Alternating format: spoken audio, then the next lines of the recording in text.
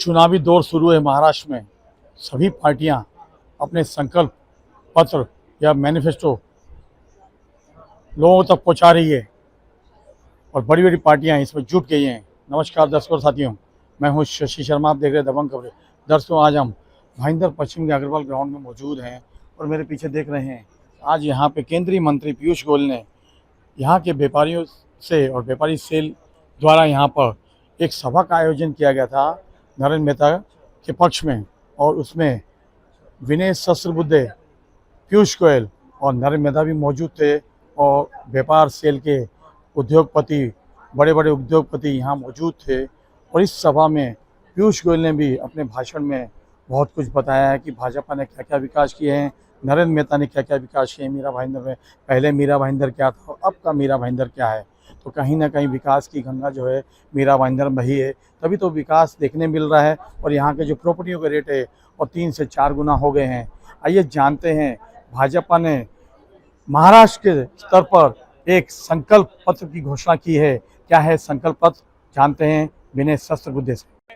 जो घोषणा पत्र होता है उसको घोषणा पत्र कहा जाता है, मगर सही अर्थ में अगर भारतीय जनता पार्टी का इतिहास आप देखेंगे तो भारतीय जनता पार्टी का घोषणा पत्र हमेशा एक संकल्प पत्र रहा है और क्रियान्वयन की रूपरेखा का दस्तावेज रहा है। क्योंकि हमारी पार्टी क्रियान्वयन के लिए मशहूर है। बड़े बड़े वादे करने वाले कितने सारे प्रधानमंत्री देश ने देखे, मगर जिन्होंने कहा कि 370 हटाएंगे और हटा दिया, जिन्होंने कहा कि ट्रिपल तलाक से मुक्ति देंगे और मुक्ति दे दी, ऐसे गिने चुने प्रधानमंत्रियों में से एक है हम सबके लाडले नेता नरेंद्र मोदी जी। और इसलिए उनके द्वारा जिस दल का नेतृत्व आगे बढ़ रहा है, ऐसी भारतीय जनता पार्टी हर प्रदेश में न केवल संकल्प पत्र जारी करती है मगर किए हुए काम का हिसाब किताब भी देती है। और उस दृष्टि से देखा जाए तो ये जो संकल्प पत्र महाराष्ट्र के लिए बनाया गया, हमेशा हम विश्वास करते हैं कि जन सहभागिता के आधार पर काम और अधिक अच्छे गति से होता है। और इसलिए लोगों को सहभाग सुनिश्चित करने के लिए हमने लोगों से सुझाव मंगाए। महाराष्ट्र के लगभग 877 शहरों और गांवों से हमारे पास 5000 के करीब सुझाव आए। उनको हमारी 18 उपसमितियों ने तराशा और सुधीर भाऊ मुनगंटीवार के नेतृत्व में बनी जाहिरनामा या घोषणा पत्र समिति ने उसको अंतिम रूप दे दिया। ये घोषणा पत्र एक दृष्टि से महाराष्ट्र की जनता की जो आकांक्षाएं हैं उसका प्रतिबिंब है।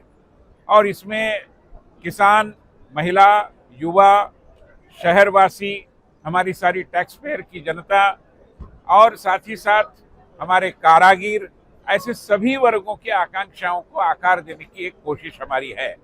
हम मानते हैं कि उभरते हुए युवा समाज के लिए जो अवसर मिलने चाहिए, जैसे एक बात इसमें देश में पहली बार जो होगी वो कही हुई है, वो ये है कि हम पूरे महाराष्ट्र का एक स्किल सेंसस करेंगे। यानी कितने कुशलताओं के कितने लोग हमारे पास उपलब्ध है, उन कुशलताओं की जनगणना करेंगे। मैं मानता हूं कि अपने आप में एक बड़ा अनोखा विचार है। साथ ही साथ हम जो ओशनोग्राफी और फिशरीज साइंस की एक यूनिवर्सिटी बनाने की, आर्टिफिशियल इंटेलिजेंस के लिए एक स्वतंत्र यूनिवर्सिटी बनाने की, और महाराष्ट्र के सारे कारागिरों को उनकी कुशलताओं का सर्टिफिकेशन देने वाली एक यूनिवर्सिटी बनाने की बात भी इसमें की है। जो हमारे खिलाड़ी है उनकी आकांक्षाओं की प्रतिपूर्ति हो, युवाओं में व्यसनाधीनता और नशाखोरी बंद हो, महिलाओं का और अच्छे तरीके से सक्षमीकरण हो, लाडली बहन अपने पैरों पर खड़ी हो। इसलिए सेल्फ हेल्प ग्रुप के माध्यम से, जैसे हमने द्रोण दीदी की भी बात की है, तो ऐसी बहुत सारी द्रोण दीदियाँ तैयार हो जो खेतों में जो दवाइयाँ बिखेरनी होती है उसके लिए द्रोण का उपयोग करने का पूरा तंत्र महिलाएं सीखे, ये भी बात इसमें है। हमने ये भी बात की है कि हमारे सारे जो महानगर हैं उनमें अच्छे पद्धति से रास्तों का निर्माण किया जाए, मेट्रो का विस्तार हो और नागरिक जीवन की गुणवत्ता जो है, ईज ऑफ लिविंग, वो भी बढ़े। इस दृष्टि से पूरे महाराष्ट्र की आकांक्षाओं का प्रतिबिंब समाज के सम्मुख लाकर हम जनता को आग्रह कर रहे हैं कि हमें जनादेश दे। पूरे महाराष्ट्र में हमें भारतीय जनता पार्टी और महायुति को जनादेश मिले और भाईंदर में हमारे साथी नरेंद्र मेहता जी को सभी का समर्थन मिले, यही कामना है।